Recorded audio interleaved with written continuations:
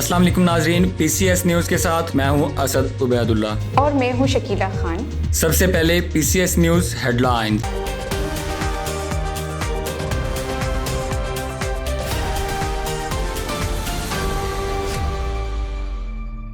Women empowerment doesn't mean کہ یہ کوئی شوبز کا حصہ ہے یا فحاشیزم کا حصہ ہے، نہیں۔ The journey may not be always be easy, as we have seen the example. Germany کی تاریخ میں پہلی بار کسی پاکستانی سیاسی جماعت پاکستان عوامی پارٹی ڈیموکریٹک کی جانب سے پہلا خواتین کنونشن منعقد کیا گیا، جس میں پارٹی چیئرمین جناب دانیال جہانگیر آوان اور دیگر عہدیداران و ممبران نے شرکت کی۔ تقریب کا آغاز باقاعدہ تلاوت کلام پاک سے کیا گیا۔ آئیے مزید جانتے ہیں آزاد حسین کی اس رپورٹ میں۔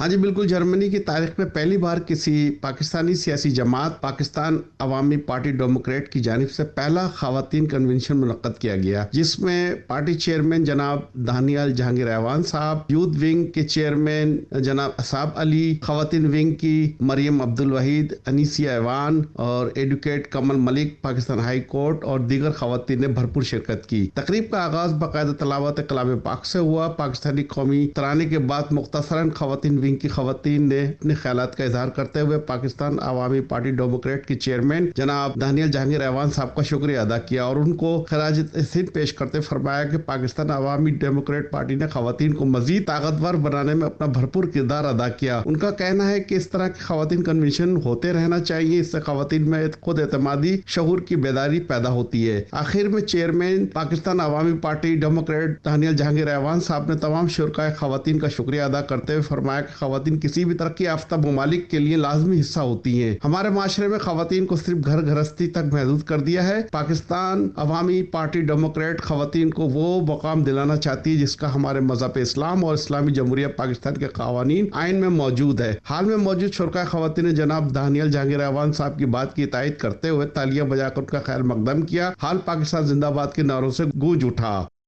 پی سی ایس نیوز آزاد حسین، جرمنی، فرینکفورٹ۔ بہت شکریہ ہمیں اپڈیٹ کرنے کا۔